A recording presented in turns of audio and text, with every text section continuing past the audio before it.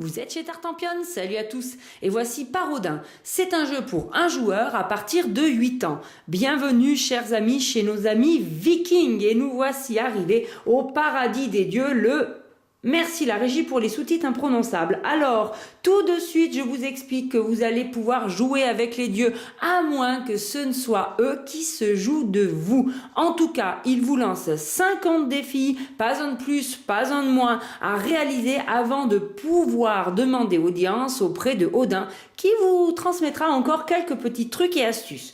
Tout au long du jeu, on va suivre ce livret de règles alors que je vous montre qui à la fois vous explique très simplement les règles, mais en plus vous raconte des petites histoires. Donc c'est très sympa de le lire en entier.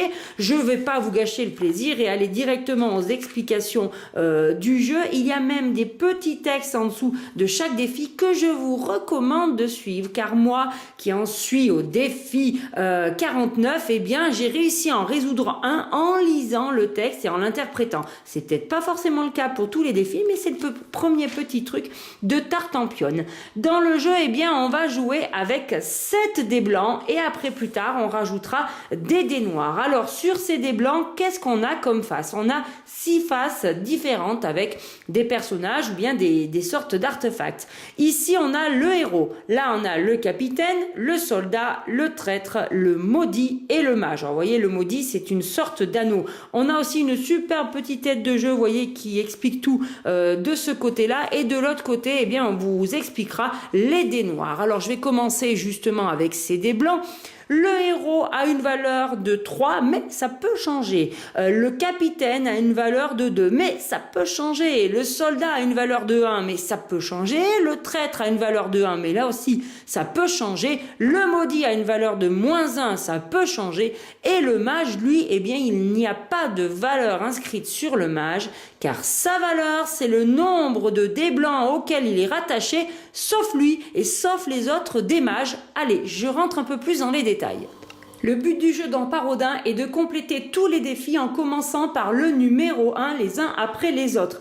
Qu'est-ce qu'un défi peut nous proposer? Eh bien, les défis nous proposent à chaque fois 7 dés blancs avec des faces. Et vous, votre but sera à chaque défi de composer 2 armées de forces complètement identiques. Donc, par exemple, ici, si je compose 2 armées, je vais faire ça. Et du coup, j'aurai la même force de chacune des côtés des armées. Ici, on a 6 et ici, on a 6 également. Attention, chaque défi n'a qu'une seule solution. Alors, vous avez déjà vu la face simple des dés tout à l'heure. Maintenant, je vais quand même vous ajouter une ou deux précisions. Le héros, il vaut 3 points comme ça s'il est tout seul dans une armée. Si vous en mettez 2, ça vous fait 6 points.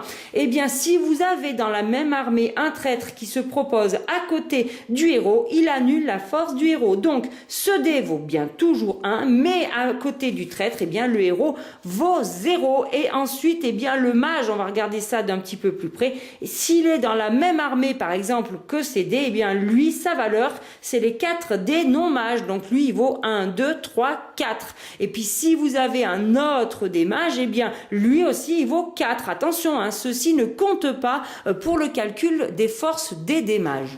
Dans le livret, Brock le nain va vous présenter les règles de base. Très rapidement, ensuite, vous aurez affaire à Loki, le dieu de la tromperie et de l'esprit malin, qui vous fera relever les premiers défis. Ensuite, on montera d'un cran avec Frigg qui lèvera le niveau. Elle vous présentera les dés noirs, mais vous n'en mettrez qu'un par défi. Tout ceci avant d'affronter Thor. On verra bien s'il vous laissera prendre connaissance de Odin ou pas. Mais en tout cas, lui, vous aurez 2 dés noirs par défi. Et voici le loup. Alors, le loup, vous allez choisir dans quelle armée vous l'ajoutez. Il n'interviendra que sur un seul dé, le plus fort de l'armée dans lequel vous l'aurez mis. Donc ici, le plus fort, eh bien, c'est bien mon héros. Donc, il va intervenir sur lui et il va doubler sa force. Ce héros, maintenant, vaut 6 et du coup, mon armée, au total, vaut 7, ce qui fait un équilibre parfait.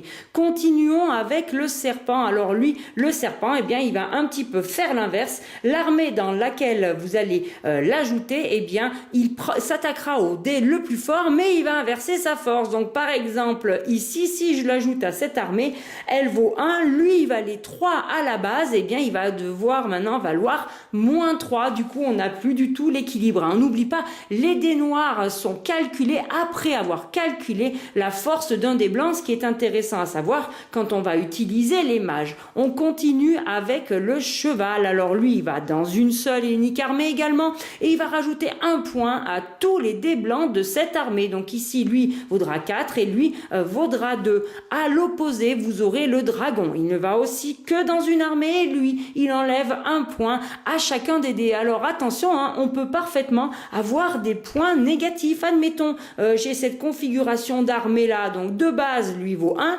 N'oubliez pas que lui ne vaut que 0 parce que le traître a annulé sa force, et le traître vaut 1. Et bien si je rajoute le dragon, lui il vaut 0, lui il vaut 0, et lui qui valait 0 vaut moins 1. Il va falloir bien réfléchir.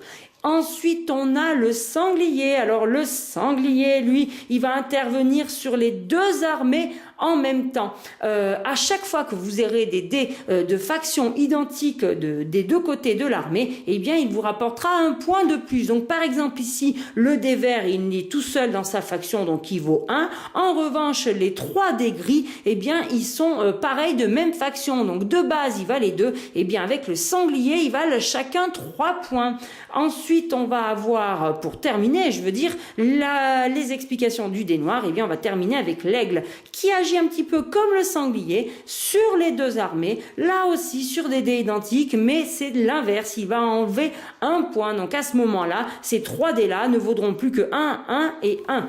Une fois les 33 premiers défis réussis, Thor vous attend avec celui-ci, le numéro 34. Comme vous le constatez, eh bien maintenant vous allez devoir utiliser 2 dés noirs. Alors précision, quand on utilise les 2 dés noirs, on les applique dans l'ordre de son choix. Et petit truc de Tartampion, on peut parfaitement avoir 2 dés noirs dans la même armée. Pareil pour les valeurs de vos armées. On ne se fixe pas forcément sur des gros chiffres ou des petits chiffres. Il suffit que les chiffres des deux armées, les totaux des deux armées, eh bien, soient vraiment exacts, qu'ils soient positifs, même je dirais, ou négatifs. Moi je dis ça, je dis rien. Si jamais vous êtes en panique, regardez, vous avez la solution. Et puis si jamais vous culpabilisez d'avoir triché avec la solution, faites comme moi, je vais l'avouer, passez au niveau supérieur, au défi d'après. Ça m'étonnerait bien qu'en revenant plus tard sur le défi, vous vous êtes trompé dans la solution ou dans votre calcul, vous vous rappeliez de ce que vous avez fait. Alors vous pouvez parfaitement vadrouiller un peu de ci, de là. Il suffit d'avoir un peu de plaisir quand on joue, c'est quand même le but du jeu. Je vous remercie de m'avoir suivi et je recommande ce paraudin qu'on peut déguster le matin avant l'école, à l'apéro, quand on veut. Chers amis, je vous dis surtout, amusez-vous bien.